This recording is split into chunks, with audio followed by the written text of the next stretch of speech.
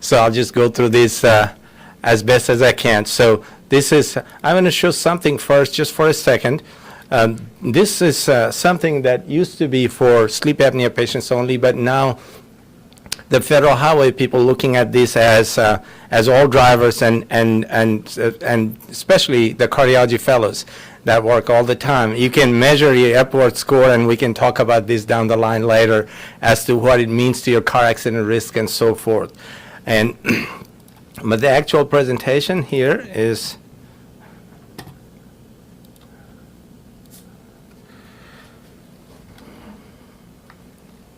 so this is the learning objectives are to see what sleepiness and lack of sleep and fatigue does to a person, basically. And in this context, what it does when somebody's taking call and working more than 24 hours at a time or even more than 80 hours in a week. And how can you adapt to it? How can you change your work schedule? And is there any role for using medications under certain circumstances to survive this? So the whole presentation is rather very simplistic. It's like sun rises in the east, and do you need to talk for that? So I have to say something intelligent. This is the only intelligent slide here. So the intelligent slide here is your sleep drive has two components. This is two process. There's a CNAS process. So as you wake up about 9 a.m., so as you're alert, as your brain is working, brain takes 35–40% of all the calories you burn in a day, so it has a lot of metabolic product. Adenosine, everywhere else, adenosine is very short-lasting for unclear reason, nobody knows yet. Adenosine builds up in the brain. So as throughout the day, you're awake and you're functioning, you're doing things, your sleep drives increases. As the sleep drives increases, you have more adenosine in your brain. So this is a function of brain working, and this is a circadian function. Here you are waking up. As you wake up, you have sleep inertia, and in about the next 2 hours you become more alert. So as you're working around 3 p.m. you have a little dip, and about here somewhere between 9 and 11 p.m. both of these coincides, and basically you have a high sleep drive and high circadian drive together. It makes it possible for us to go to sleep. And so what happens when you don't sleep, these sleep drives, like somebody's on 24-hour call, this sleep drive continues to increase, and that in conjunction with the circadian drive to sleep becomes really, really hard to function between 3 a.m. and 9 a.m. And that's something that's been looked at time and again. That's one of the problems of working 24 hours. And then at about somewhere between 7:30 and 9 a.m., even if you have not slept for 24 hours, your sleep drive goes up, but your circadian, you get a second wind from your circadian rhythm as your circadian drive to be awake goes back up regardless of if you slept or not. So you have a thing called a second wind somewhere between 9 and 12. So this is your normal physiological rhythm for your sleep. So earlier, the first slide that was out of the slide sets that looked at something called Epworth score. Basically, this set of questions are asked under certain circumstances, like you're driving or if you stopped at a traffic light while you're driving or sitting reading a newspaper or watching TV, how often you may fall asleep. Normally, it should be a lot less than 10. And if it's more than 10, it's pathological. If it's more than 12, that means the person is suffering from sleepiness. And if you look at it, the residents that are on 1 in 3 call rotation, the resident Epworth score consistently higher than person with untreated sleep apnea, almost close to a person with narcolepsy. And this has been looked at time and again. And so lack of sleep affects residents significantly more than often residents or the people around them perceive. That's a very, very, very sleepy state. In fact, many states, that won't allow you to drive. So like post-call morning going home, if you live in New Jersey, you might get stopped someday soon. So I'm going to skip some of this. So the culture has been that it's not macho to say that I need sleep. So that has kind of led to this culture that I don't need sleep because I'm so dedicated to my patients. And that kind of has created this culture where people compromise their sleep hours. And also they think if you sleep, you didn't stay up, read 5 a.m. to 7 a.m., so you're not ready for your morning report. And so that has created this culture where you deny your sleep need. So, and then there are myths that you fall asleep at noon conference because the conference is boring. Conference not boring because you're sleep deprived. So if you look at it, residents have multiple reasons. One is not enough time to sleep. Sleep fragmentation, because if you look at it, most of the time when you're sleeping in the first few hours, you have slow wave sleep. And that's when your brain cleans up all the mess. And then if you have fragmentation, means every time you have a page, you wake up, you start with stage 2 sleep, and then before you get to stage 3, 4 sleep, you have another beep. That means you never really have a protected period of slow wave sleep to have any significant brain recovery.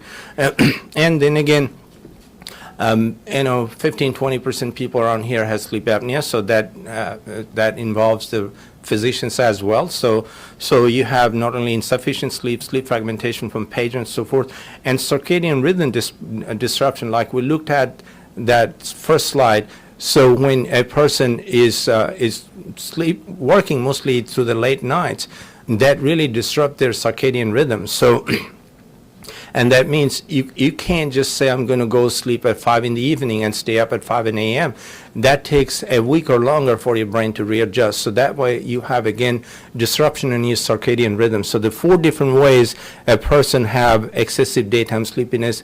And to compound this often, when you have little time, people often take sleep aid, which often comes in a bottle, and that also causes significant sleep fragmentation. So this is again talking about the same thing, and sleep loss is cumulative; it adds up.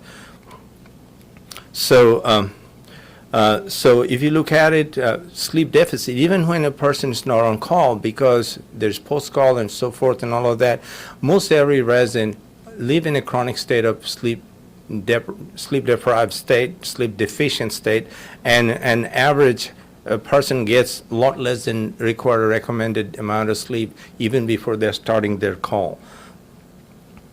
Am I talking too fast? Okay. So, so what sleep deprivation does, it takes away a lot of fine motor skills, psychomotor vigilance, and so forth. So a person learns to adapt by doing things that does not really improve your quality of work or skill level and so forth. So if you look at it again, this would be normal sleep, like you going to sleep and so forth, like at the early part of the night, you get this stage 3, 4, 3 and 4 is same as now 3. So this is where really your brain cleans up all the mess. And here you have mostly REM and stage 2 sleep. So this is where you get all this fragmentation. So you have almost, these are actually people who were hooked up during on call, and you can see very little stage 3 sleep. So when you're going back to sleep and getting paged and waking up, you're really not having a quality of sleep that does a lot of good. So if you look at it, the circadian rhythm, as we talked about earlier, also affects your sleep. It's easier to stay up later than fall asleep earlier. Like I said, you can't just say, I'm going to sleep at 5 p.m. and be up at 5 a.m. So it takes time to adapt and time to change your, shift your circadian clock or circadian rhythm. And it works if you go eastward, if you go clockwise. That means you work from day shifts to evening shifts to night shift. It's much easier to adapt than going the other way around. And it's often easier to adapt that way as opposed to going from, when you go from the night shift to day shift becomes really, really difficult. So when you're sleep deprived, quite a few things happen. Driving, I'll come to that. Driving has been looked at, actually car accidents significantly higher. You have people are irritable. You have more conflict between doctors and nurses in the hospital, and also that conflict often gets into home life. So if you look at it, the incidences that lead to these events are very strongly tied to sleep deprivation. Malpractice lawsuit goes up by 2 times. Using medications to stay awake, and then other conflict-related issues, including accidents, go significantly higher. And at the same time, accident involving procedures. Not only car accident, procedural mishaps happen more in a person who's in a post-call morning doing procedures. So some of the recommendation comes out of this as to probably the person who is getting ready to come off a 24-hour shift probably should not be doing procedures, because there's going to be much higher risk of mishaps and handover to the person who's coming in next morning. And you can see as your hour of sleep goes up, all of these bad things get better and good things get better. So basically, people learn better when you have more sleep. If you don't have enough sleep, it's very hard to concentrate, and it's very hard to consolidate that information in your brain. And you have fewer conflict-related issues as well. So if you look at it, it's been looked at, multiple little studies added up together, and this is common sense. Like I said, this whole slide set is just common sense, but unfortunately you have to learn common sense these days. There's decline in memory, cognitive performance, clinical performance, decision making, because when you're sleep deprived, people are short-tempered. People often cut corner, and memory is poor. Psychomotor vigilance test is worse. And if you look at it, so these are number of hours of sleep and errors and adverse events like procedural problems, so forth, bad decision making. It's significantly very, very linearly related to hour of sleep, somewhere between about 6.5 hours to the very least. It's at 4 hours is sky high. 4 to 5 hours is high. By the time you go past about 6 hours, it plateaus. So this is again the same thing all over again. That if you're sleep deprived, you're going to have more adverse events towards your patients. And then this was so one study looked at residents looking at an EKG based on if they're sleep deprived. And if they're rested, how they made a mistake in interpretation, and this is from a long time ago from New England Journal. But again, it looked at it, and again there is a correlation with lack of sleep. And then individual studies looked at various specialties, surgery, internal medicine, pediatrics, and everybody has some form of impairment from sleep deficiency. In surgery, obviously, in a sim lab doing procedures, and in internal medicine, reading EKG, and pediatric looking at other things. And all specialties have issues when they have lack of sleep. And then if you look at it, intern sleep and patient safety studies looked at, again, based on less than 16 hours, like a fragmented schedule where you're not going for 24 to 30 hours. And then again, there are some issues here. Now, this is from 2004, New England Journal. Now, last June, there was another study look at, ACGME looked at surgical residence, looked like maybe it's not as pronounced as long as you're maintaining 80 hours per week. And I think most everybody in the Department of Medicine had looked at it, that specified ACGME schedule or more flexible schedule as long as total hours per week did not really make that much of a difference. This was mostly a study looking at surgical residence. But again, the total hours in some way adds up to, if the total hours limited to 80 hours or less, then you get enough time for sleep. That's the presumption. So if you look at, again, this is looking at, again, residency specific data. Again, all of these are, so it's serious medical error, medication error, and diagnostic error. Again, if you look at it, depending on the call schedule, Q3 hours, 24 to 30. I don't think we do that here. Q3 every third night, 24 hours to 30 hours versus no more than 16 hours at a time. There's a big difference in error. And that, of course, that translates into this increased risk of malpractice and so forth. And this is something people have been looking for a long time, starting from the 70s. This was in 2004. And then if you look at it, who reports most sleep deprivation are some of the surgical specialties, and then comes down here OB and pediatrics. So sleep deprivation and drowsy driving, it's nothing specific to just one group of people. Actually, National Highway Safety Data says as of 2012, sleepy driver involves no drinking, no substance abuse, has surpassed drunk drivers or substance abuse related driving in terms of highway death. Highway death is now, sleepy drivers are higher than drunk drivers, and that's been 4 years now. So that led to some of the changes with the truck drivers, but the rest of us, the residents, are still exempt. They're not treated as truck drivers. So, but drowsy driving affects everybody.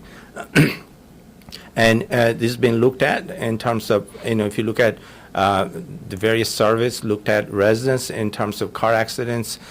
And there's, again, here you can see a significant increase in car accident related to commuting to work and tied to the number of hours the person working and their work schedule and work shift, also working evening or night shifts as opposed to daytime shift. There's like 65 slides, so I'm talking fast and going through this too quick, but I don't think anybody minds. So there's some states, like in New Jersey, they have laws.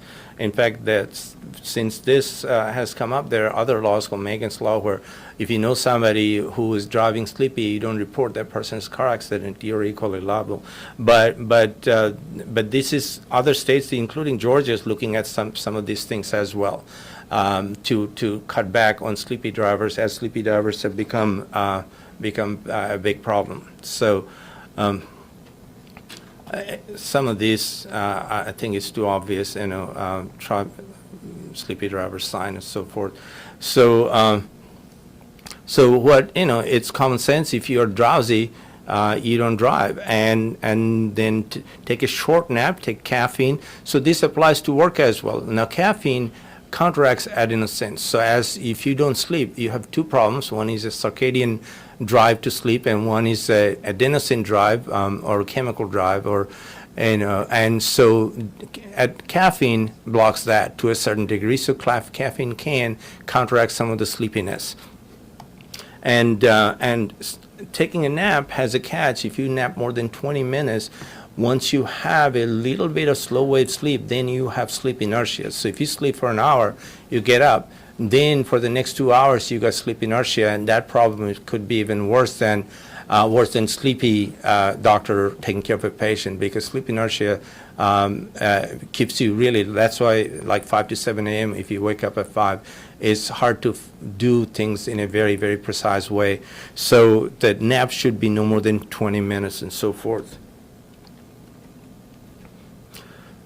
So this is just so. And you can see, as again, these things have been looked at time and again, as you give yourself more time to sleep, there's improvement in learning and everything else, like, less conflict with patients and families and nurses and staff doctors and so forth. And quality time with attending, I'm not sure how to define that, but these are the things that have been looked at. And obviously the thing, this has a very direct correlation with sleep, how much time you give yourself to sleep. And it transitions always somewhere close to about 7 hours or so at night. So these questions have been asked in past, like, if I'm not on call often enough, do I learn? And people that are wiser than me have decided, yes, you learn just as much, maybe more, if you give yourself enough time to sleep, because when you learn, that learning sticks to you, as opposed to if you stay up all the time, what you learn, it doesn't stick to you, you forget. Because once you sleep deprived, the information you gather is not really consolidated properly in your memory. So how do you estimate your sleepiness? Most everybody do not really, because physicians are often very driven individuals, so you do not estimate how sleepy you are. And actually, I'll come to a slide later, people have been studied post-call, hooked up. You get micro-sleep, like, somewhere between 30 to 90 seconds of short bursts of slow wave sleep comes through you as you are talking, as you're doing things, as you're writing in notes and so forth. And so those are kind of like little blank spots in your conscious existence throughout the morning, especially in the morning if you've been awake for 24 hours or more. And so this self-estimation of sleepiness is often suboptimal because nobody wants to say that I'm sleepy. So what is microsleep? Oh, there it is, microsleep. It's really, this has been looked at time and again, and you are carrying on your activities with some automatic behavior, but your brain is taking a little break for 15, 20, 30 minutes, 30 seconds of break. And so what that does, you space out, you're not taking part in your rounding or patient care and so forth. And this really becomes dangerous for procedures and dangerous for driving. And again, the worst time for this is really when you have 24-hour sleep deprived and between 5 and 9 a.m. the day after you've been awake for 24 hours, like if you, and that's where you have the worst of this micro sleep. So these things have been looked at. People have looked at like maybe 16 hours and then give you a break and so forth. The morning rounds time or the morning after being on call is the worst time for sleepiness. And somewhere between 10 to 11 or 9 to 11, you start to get a second wind, but that lasts for a short period of time. And the second wind is from the circadian push. Recognizing signs of sleepiness, and this is difficult because people often don't fall asleep. They just sort of phase out and then have this brief spells of completely phasing out and so forth. But one thing for sure, it makes people very irritable. Any question often becomes a threatening gesture, and there's a lot more conflict the morning after being on call than any other time. So things that work. Caffeine, definitely caffeine counteracts adenosine. And then other things in terms of napping strategies, you try to bank up sleep ahead of time if possible, and then try to work with your circadian rhythm. That means if you call rotation going in a way, go from day call to evening call to night call and so forth, and then work with this circadian window. Like if you can, try to take a nap 2 to 5 a.m. That's probably the most important time to take a nap. And then the nap should not be more than 20 to 30 minutes at a time, like we talked about. Otherwise, you have sleep inertia that actually is worse than lack of sleep for a short period of time. And then when you are on call, it takes at least 2 nights of extended sleep to recover. That's why the call schedule should not be any more than every third. And then drugs, we talked about caffeine. Now, healthy sleep habits, that just basically give yourself enough time to sleep and so forth. And the circadian rhythm is something, it takes a long time to readjust. That means if you have been night shift, it takes at least a week to go back to a day shift, usually a day for each hour. Like even if you look at the patients, the people that have jet lag, at least 1 hour for each day, one day for each hour of time change. That means if you are on night shift, it takes 7 to 10 days to recover back to a day shift person. And then you have people doing night shift for a whole month as night float. There are experiments people have tried, just like factory workers at night shift, using drugs like Provigil to keep you awake and basically probably minimize or reduce patient care errors. But then when you finish your month of night float, it takes a lot of effort to realign your circadian rhythm to come back to the daytime. But some of those things have been looked at, and some people are more susceptible to this than others, and there's probably room for using Provigil in certain situations, or Novigil nowadays. I think some of the ER doctors use it more often than others. I see a ER doctor back there. Do you all use that? No. Okay. The other things I was going ahead of myself. Melatonin does not appear to have that much of a benefit. Amphetamine could be prescribed, but it's going to become a problem. So the drugs that are often used in this kind of situation, Provigil or Nuvigil, these drugs work in anterior hypothalamus through histaminergic receptors. So it does not have that much adrenergic effect, but it is something that works very well to realign your shift working schedule, but then when you come off your night shift, it takes quite a few days to realign to daytime. And some programs don't have that much free time to allow people to take drugs at night so that they can have another week off to come back to a waking up and functioning during the daytime kind of schedule. Beyond that, there's really no other drugs available for this. So adapting to night shift, it takes a week, like we talked about a second ago, a week for your circadian rhythm to get used to working night shift and coming back out of night shift. So you have to have some adaptive measures that should be probably prescribed by the department ahead of time to see how you can function properly when you're going back and forth between the day and night. Then again, night float is the worst because you go through this working at night for a whole month, and then every now and then you get a day or two off, and those day or two off, if you sleep during the day, it makes you even more miserable, because if you're going through a month of these, if you maintain the same schedule, your body functions a whole lot better than you go back to sleeping during the day for a day or two and go back to night float. And then at the end of it, it really takes significant amount of time. The other thing is when you're working night shift, what it is, if in the morning when you go home, if you are exposed to light, then it becomes really difficult, because once you're exposed to light, then the light is the number one driver for alertness. So people would consider wearing dark glasses or leaving before sun comes up if program allows, because then going home and not being exposed to bright light to go to sleep is the only way to function. Otherwise, it becomes a very, very sleep-deprived month where you're up all night, you're driving home after morning report at 9 o'clock, you got sunlight on your face, and then you can't sleep, and people end up having 3 to 4 hours of sleep for the whole month. And so some of these countermeasures are available, wearing dark glasses and so forth.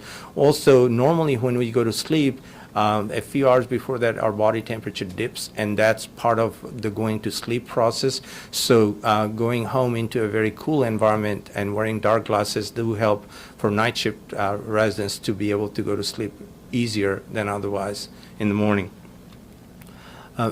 And in terms of fatigue, this is the old recommendation, 80-hour work week and an adequate rest of 10 hours between duty. And a lot of that, I think, has not happened. I'm not sure if it happens consistently, every third night call and 24-hour limit and so forth. And all of this was meant to try to bring a situation where a person does not work more than 16 hours most of the time, and rarely ever 24 hours, but 24 hours of on-call and not continuously working. And I think it's about to change again. I think surgery is looking at more flexible scheduling, but they're going to keep at 80 hours per week. So this was the Institute of Medicine's recommendation. I believe that's kind of what our departments use here as well. Maintain 80-hour work week and reduce maximum continuous hours without sleep to 16 hours, and there's some science behind that. So, and beyond that, really, it's the same thing going over and over again. So that's pretty much all of the slides, really. There's a couple of slides. We talked about this already. Like the truckers now have a limit. There was proposal 12, but it's 11 hours of continuous driving. And if you look at it, a sleepy doctor just as dangerous as a sleepy trucker or a nuclear power plant operator, but we still don't have these limits of 10 or 11 or 12 hours for residents or doctors. And that's all the information I have been given. I know all of this sounds very intuitive, very common-sensey, but it's a mandate that we have to learn. So I do run a sleep apnea clinic. I know a little bit about sleep, not a lot, not like Dr. Devlin, but I'll be quite willing to try and help answer any question.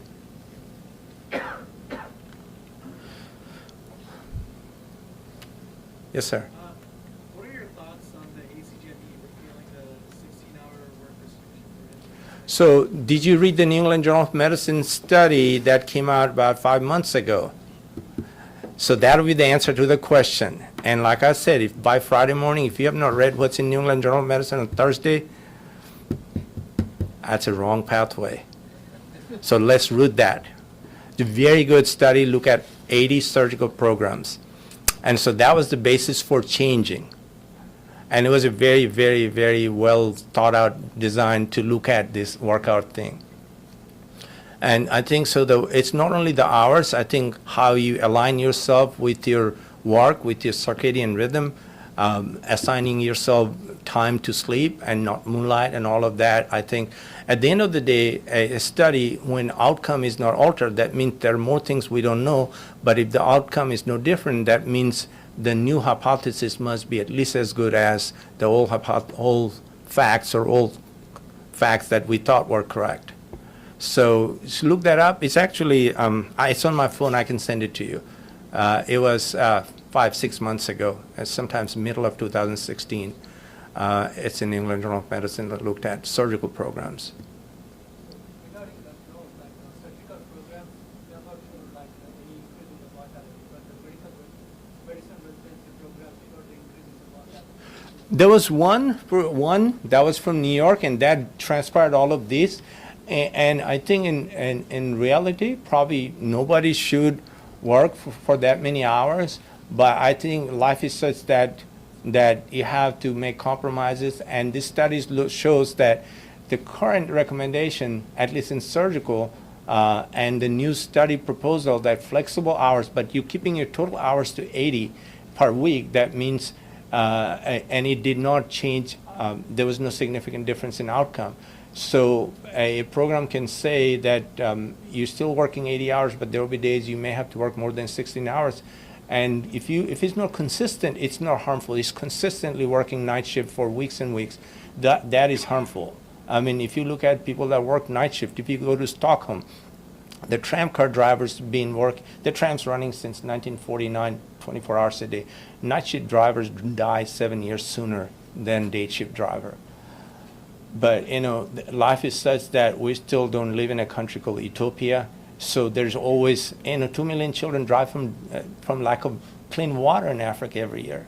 So death comes. It's just we have to kind of work out what we want to be. If we want to be a doctor, a certain amount of learning has to be achieved in so many years. And that has always been a sacrifice of some kind. But I think this is at least all the programs looking at it in a more scientific way to minimize short-term and long-term harm to the doctor and to the patient. And that's why all the studies have been looked at. And actually, that's why the surgical study looked at that basically what has been proposed and done since 2004 is no better than what they're proposing now. And I'm sure people will look at it again and there'll be more modification. It's never normal for a person to work 24 hours a day.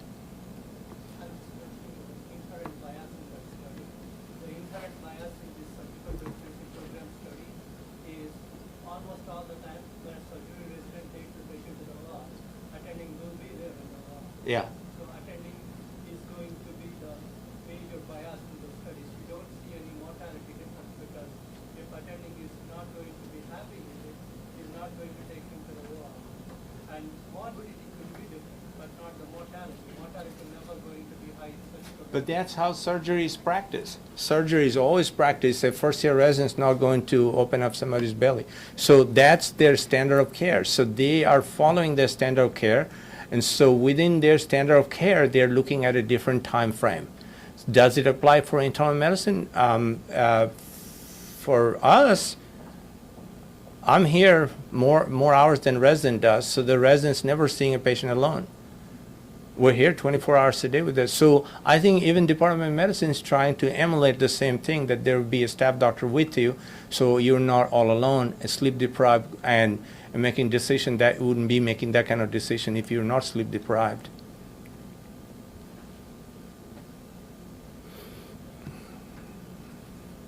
And so this is the new recommendation of schedule, trying to get to 16 hours or less and so forth. And then the other recommendation is, like we talked about earlier, I kind of got myself mixed up, like when you are towards the end of your shift, you have more complications. So on a shift change, you hand over all your procedures to the person that's coming in the next morning, as opposed to putting in a line or a chest tube 30 minutes before you go home. You're going to rush, your coordination is poor, so you're going to have more complications. And the driving part we talked about, really going home probably before morning report and before sun exposure. Sun exposure is probably the biggest threat to a person's health when they're working night shift. Once you get exposed to sunlight, you can't sleep. The quality of sleep remarkably declines. I talk fast, so I think all the slides are over and the time is not up. So I do apologize for that.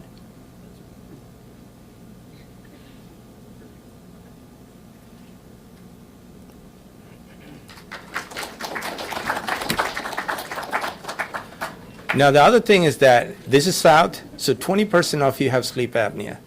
So call me up.